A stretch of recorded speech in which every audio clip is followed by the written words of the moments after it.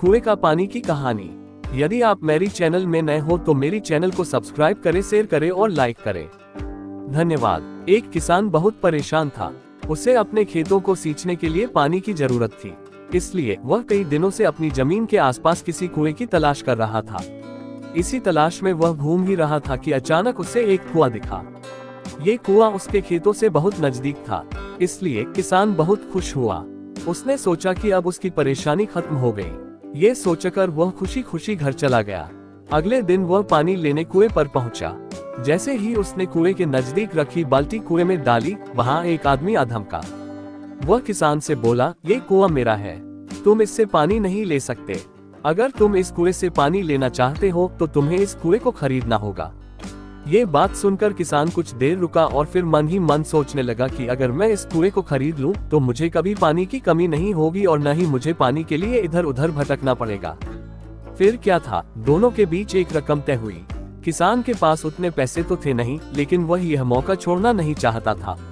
इसलिए किसान ने उस आदमी को अगले दिन वह रकम देने का वादा किया और घर की ओर चल दिया।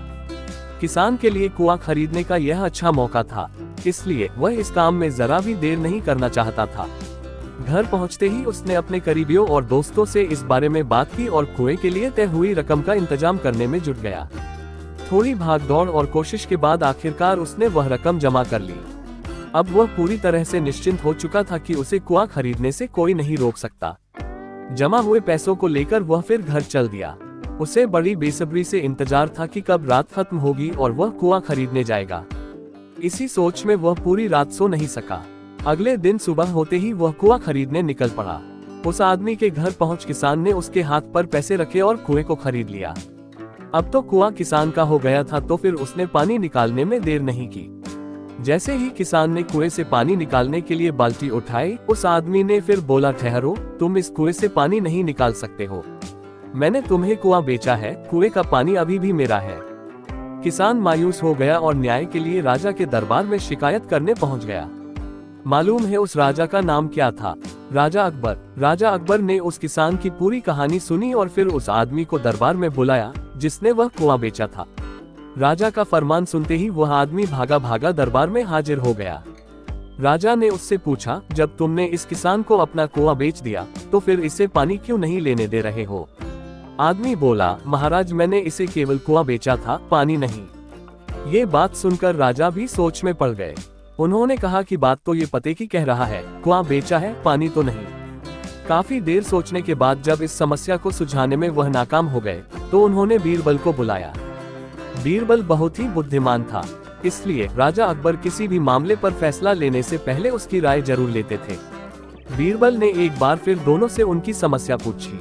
पूरी बात जानने के बाद बीरबल ने उस आदमी से कहा, ठीक है, तुमने कुआं बेचा, पानी नहीं, फिर तुम्हारा पानी किसान के कुएं में क्या कर रहा है?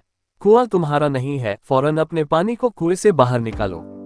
बीरबल का इतना कहते ही उस आदमी को समझ आ गया कि अब उसकी चालाकी किसी काम नहीं आने वाली। उसने राजा से फौरन माफी मांगी और माना कि कुएं के साथ उसके पानी पर भी किसान का पूरा अधिकार है।